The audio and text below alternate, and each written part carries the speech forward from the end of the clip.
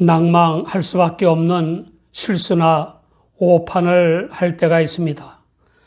낭망할 수밖에 없는 억울하기 짝이 없는 기막힌 일을 당할 때도 있습니다. 전심전력을 다하고도 낭망할 수밖에 없는 경우도 있습니다. 도저히 해결할 지혜도 능력도 없어서 낭망할 수밖에 없는 경우도 있습니다. 그 누구도 해결해 줄 수 없는 불행 때문에 낭망할 수밖에 없는 때도 있습니다.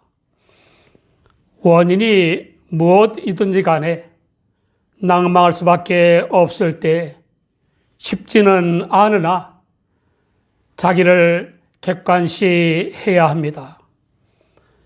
낭망할 수밖에 없는 문제를 남이 당했다면 뭐라고 조언할 것인가를 생각해야 합니다. 그리하면 적지 않은 문제를 해결하거나 극복할 수 있습니다. 훨씬 더 중요한 것은 생사화복의 주관자이신 하나님을 생각하고 기도하는 것입니다. 시편 저자는 심히 낭망할 수밖에 없는 문제가 있었습니다. 창조주여 섭리자, 구원자여 심판자, 생사화복과 흥망성쇠를 주관하시는 하나님에게서 버려진 것 같은 느낌이 들 정도이었습니다.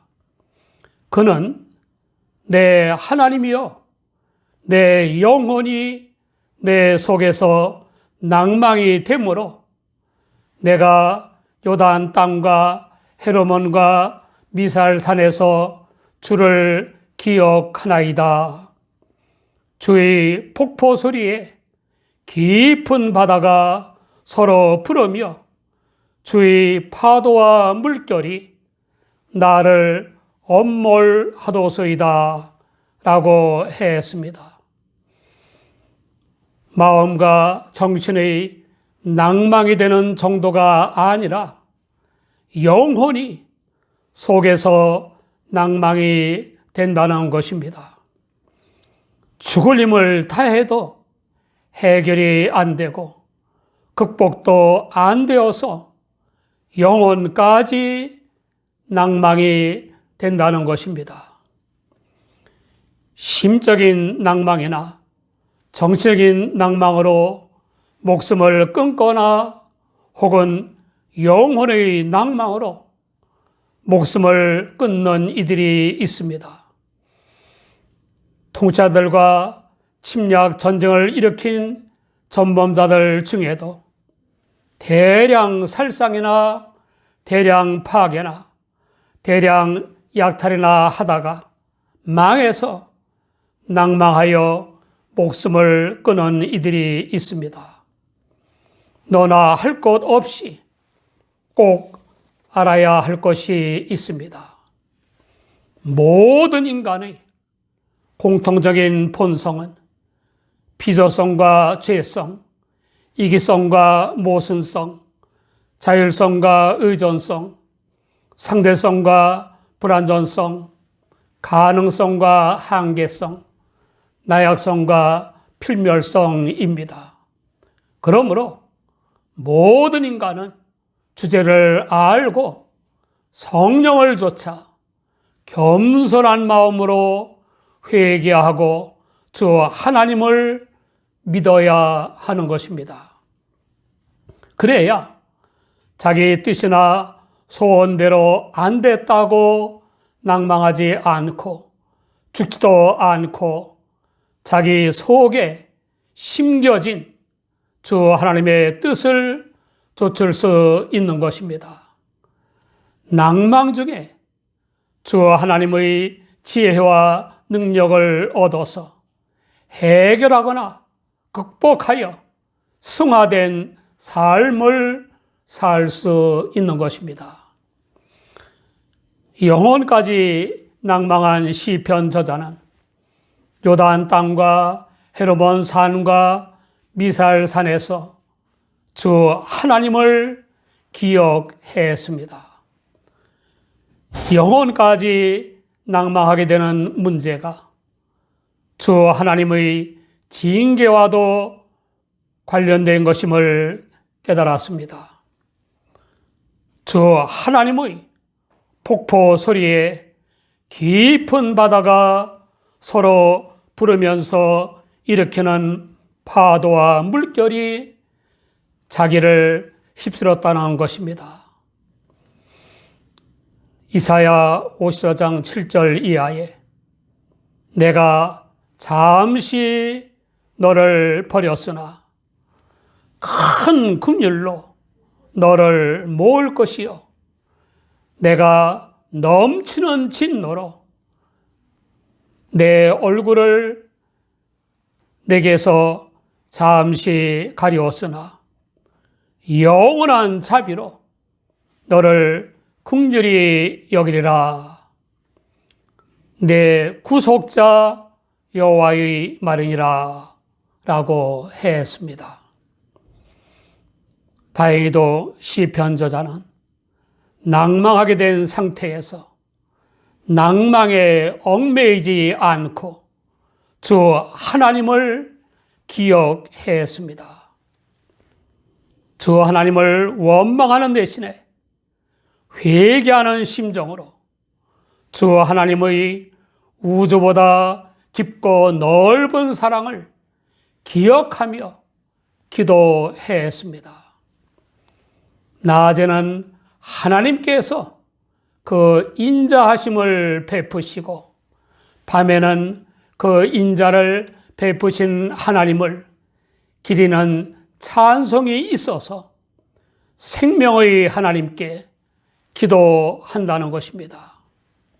그는 내 반석이신 하나님께 말하기를 어찌하여 나를 잊으셨나이까?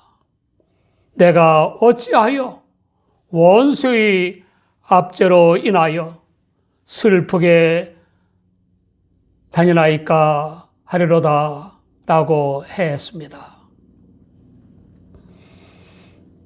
골리앗을 죽이고 대성을 이끌어 구국 공실이 된 다윗은 시기심에 얽매인 사울 왕의 살해 때문에 낭망하고 불안해하면서 슬프게 숨어 다닌 적이 있습니다. 왕이 된 다윗은 하나님께서 함께 하심으로 연전연승하며 이스라엘 역사상 가장 위대한 업적을 남겼지만 한때 반란을 일으킨 셋째 아들 압살롬의 압제로 피눈물을 흘리면서 피난살이를 한 적이 있습니다. 그 사랑하던 아들 압살롬이 후궁들까지 범하는 폐륜을 저지르기까지 했으니 다윗 왕이 얼마나 슬퍼하고 낭망했겠습니까? 누구에게나 낭망할 일이 생길 수 있고 원수나 배은망덕한 자들의 압제 때문에 낭망하여 슬프게 지낼 때가 있을 수 있습니다. 또 자기 뜻대로 되지 않아서 낭망하며 슬퍼할 때가 있습니다. 더욱이 우리 하나님을 믿는 사람들은 영혼까지 낭망할 수밖에 없을 정도로 무신론자들이나 이기도들의 압제와 핍박을 당할 때도 있습니다. 시편 저자가 뭐라고 했습니까? 내 뼈를 찌르는 칼같이 내 대적이 나를 비방하여 늘 말하기를 내 하나님이 어디 있느냐 하도다 라고 하지 않았습니까?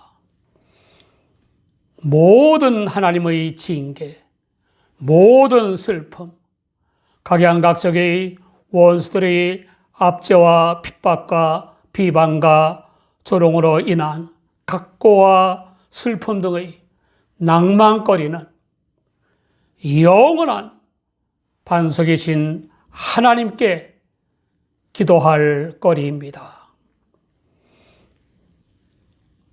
아프리카의 우간다가 악명 높은 독자인 이디 아민의 통치 아래 있을 때의 일이라고 합니다. 케파 셈팡기 목사님은 종종 정부의 불의를 책망하는 예언적인 설교를 하곤 했습니다. 7,000명이나 되는 교인들이 드리는 부활절 주일 예배의 설교를 마친 후 목사님이 교회 사무실로 들어섰는데 5명의 비밀 경찰이 기다리고 있었습니다. 그들 중 한 사람이 총을 겨누면서 우리는 국가의 명으로 반국가 사범을 처단하기 위해 왔소라고 했습니다. 케파 목사님은 아주 담담히 부탁을 했습니다. 오늘은 부활절 아침입니다.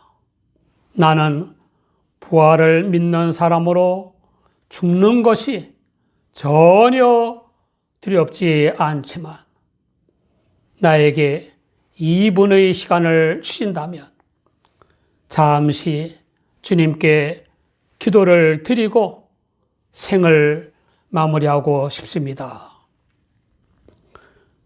2분의 시간을 허락받은 목사님은 간곡히 기도했습니다. 하나님 아버지, 우간다의 통치자 이디 아민을 용서해 주시옵소서. 원치 않으면서도 그의 명령을 복종해야 하는 불행한 이 5명의 형제들을 용서하여 주시옵소서. 그리고 우간다 국민에게 자유를 주시옵소서. 내 사랑하는 조국이 사랑의 땅과 의의 땅이 되도록 도와주시옵소서. 나의 죽음으로 다시는 이런 비극이 이 땅에 되풀이되지 않도록 긍휼을 베풀어 주시옵소서. 기도를 마쳤을 때 목사님의 얼굴에 눈물이 흐르고 있었고 기도를 듣던 경찰들의 눈에서도 뜨거운 눈물이 흘렀습니다. 경찰의 통솔자가 무릎을 꿇으면서 목사님, 죄송합니다. 우리가 큰 실수를 저지를 뻔했습니다. 목사님은 피신하여 교회에 계시지 않는 것으로 보고하겠습니다. 빨리 떠나 주십시오. 라고 했습니다. 전능하신 하나님의 종이요, 교인들의 목자의 길을 가는 개혁자라고 해서 쉽고 편하고 순탄한 것만은 아닙니다. 상상이 안 되는 바, 사탄의 계획으로 인한 시험과 환난, 핍박과 조롱이 교회 안팎에서 개혁자를 힘들게 합니다. 정말 하나님은 뭘 하시는 건가? 개혁자가 된 것이 하나님의 뜻이 아닌 건가?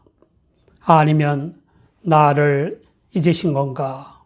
하는 생각에 낭망하기도 합니다. 개척교회에서 목회하시는 목사님이 자신에게 지어진 짐이 너무도 무거워 제단 앞에 엎드려 부르짖었습니다. 주여, 내 짐이 왜 이리도 무겁습니까? 그때 하나님의 음성이 심령 깊숙이에서 들려왔습니다. 짐이 힘이다. 힘이 짐이다. 그 음성에 번쩍 정신이 들었습니다. 그래, 힘이 있으니 짐을 지는 것이지. 그 목사님은 다시는 하나님 앞에 짐이 무겁다는 소리를 하지 않았습니다.